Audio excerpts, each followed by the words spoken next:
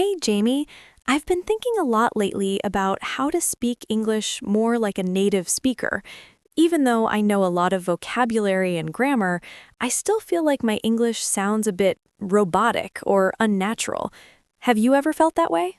Oh, absolutely, Alex. That's super common. The difference between knowing English and speaking like a native is huge. It's not just about what you say, but how you say it. Your tone, rhythm, word choice, and even body language. Yeah, I think my biggest problem is that I speak too slowly, and I'm afraid of making mistakes, so I end up sounding very formal and unnatural. What do you think is the best way to fix that? The first thing is to stop worrying about mistakes so much. Native speakers don't speak perfectly all the time. They make mistakes too. What makes speech sound natural is confidence and flow. So you need to practice speaking a lot and focus on speaking smoothly rather than perfectly. That makes sense, but how do I develop that smooth flow? One great way is to practice connected speech. Native speakers don't say every word separately. They connect words together in a sentence. For example, instead of "what are you going to do," you hear "what you're going to do" or "what are you going to do." It sounds faster and more natural. Oh, yes, I've heard that in movies, but never really practiced it. So it's not wrong to say whatcha instead of what are you? Not at all. It's just informal spoken English. You'll find these contractions and reductions everywhere in casual conversations. The key is to learn them and use them naturally. Okay, so I need to learn contractions and reductions. Are there any other things I should listen for? Definitely. There's also intonation, the rise and fall of your voice. For example, when you ask a yes-no question, your voice usually rises at the end, like, "Are you coming?" But when you say a statement, your voice falls, like, "I'm coming." Intonation expresses emotions and makes speech more interesting. That's really useful.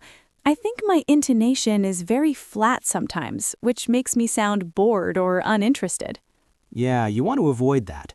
Also, pay attention to stress patterns. In English, some words are stressed more than others, and stressing the wrong syllable can confuse listeners. For example, the word record is stressed differently depending on whether it's a noun, record, or a verb, record. Wow, I never thought about that before.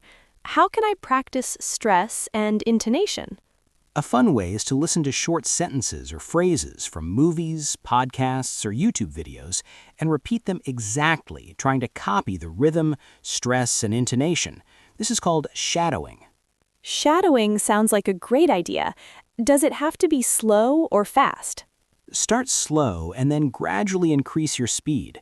The important thing is to get the melody and natural pauses right. Speaking of pauses, I'm always unsure when to pause.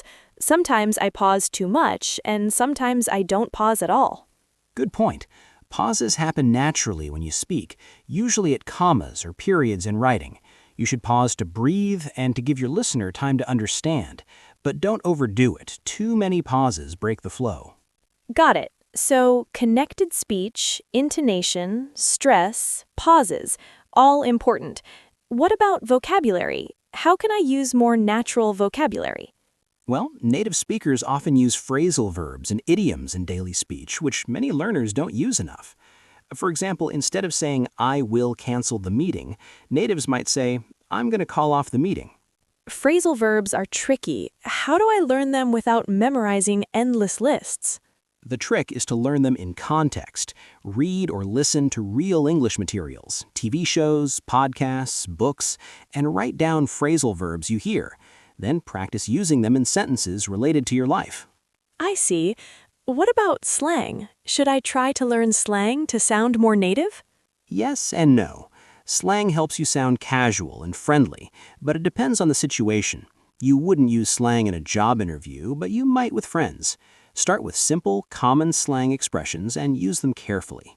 Can you give me some easy slang examples?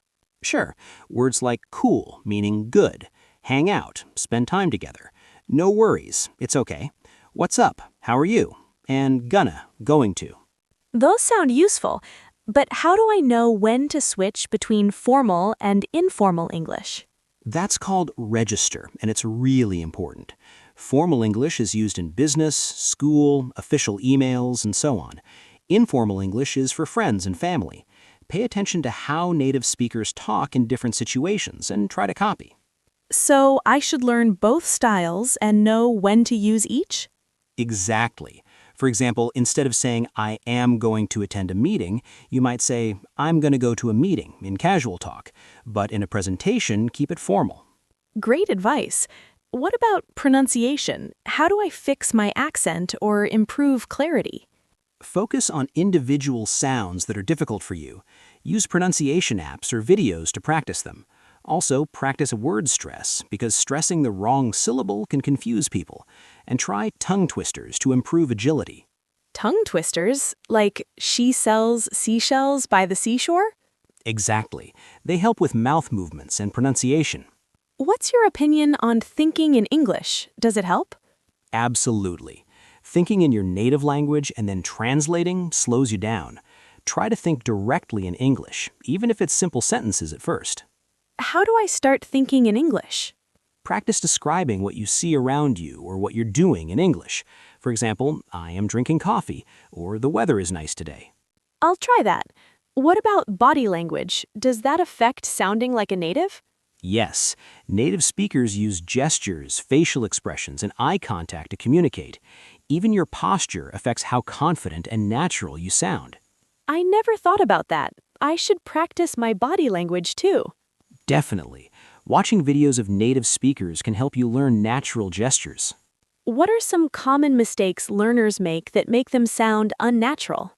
Overusing formal grammar, speaking too slowly or robotically, mispronouncing words, ignoring contractions, and not using natural fillers like well, you know, or like.